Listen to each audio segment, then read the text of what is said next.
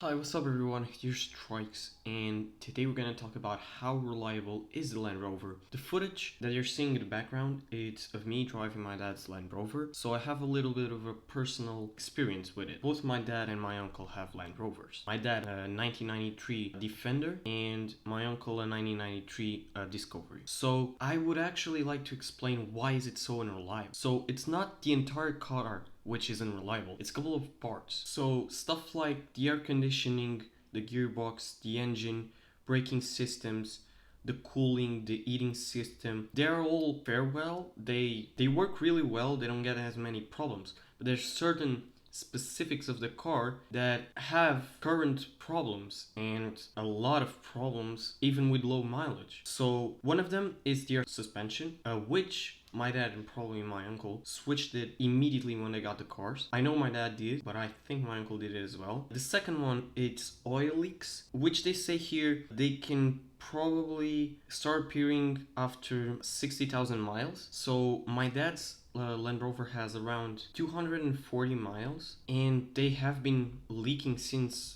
I remember. Like they were both under the garage, my uncle's and my dad's, and both of them had oil leaking. I could notice the leaking oil because there was cardboards with a little bit of scrapped wood on top to protect the ground from being marked with the oil. Also, the last one, I think it's about the sunroofs. I actually don't know if they had problems with that. I actually have no idea, but I guess my uncle did have other problems with like the turbo, because I think both of them are TDIs, but there's a reason why he had those problems. It's because he used, it was a type of injection in the turbo to make it more spin faster, so that probably ruined the turbo. Those are turbos from factory.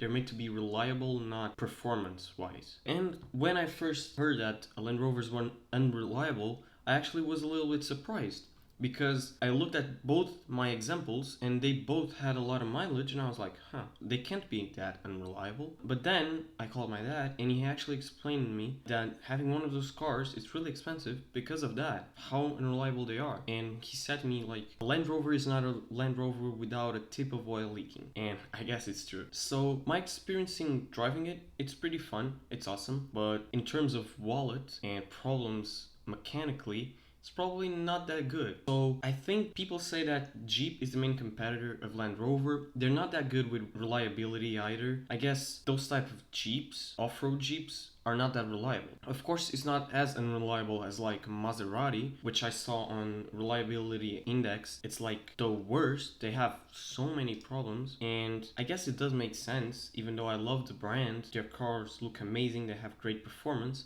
but they do have a lot of problems. But yeah, I guess that's it for the video. It was a very short one, but it's actually a really easy problem to explain. It's basically some components that came from factory that sometimes ruin those cars. And I guess they're still really expensive, but they're even more expensive to maintain. Even if you do your own maintenance, I think it's gonna be really expensive. So my dad actually modded, both my uncle and my dad modded them. So they added a lot of stuff. They of course changed the suspension. They added one of those, I actually don't know the name, the things that the police cars have in front, so they don't get has fucked up after a collision. I actually don't know the name of that. If there's anyone in the comments that wants to tell me the name of that. So they also added snorkels so that we can cross rivers in those Jeeps. I've crossed one river with it and it actually works pretty well, the snorkel. It lets the engine breathe underwater. And I think that's basically it. I think my dad also added back seats to the part of the trunk of the car. I don't think I can call that a trunk because it's basically part of the car, but whatever. Forward lighting as well. He removed some weight, and I guess that's basically it. There's nothing else. My uncle did a lot of modding in his engine. My dad never touched it. I guess in the reliability process, not modding the engine is a really good idea, but I think that's for all cars. That's it for the video, and I'll see you on the next one.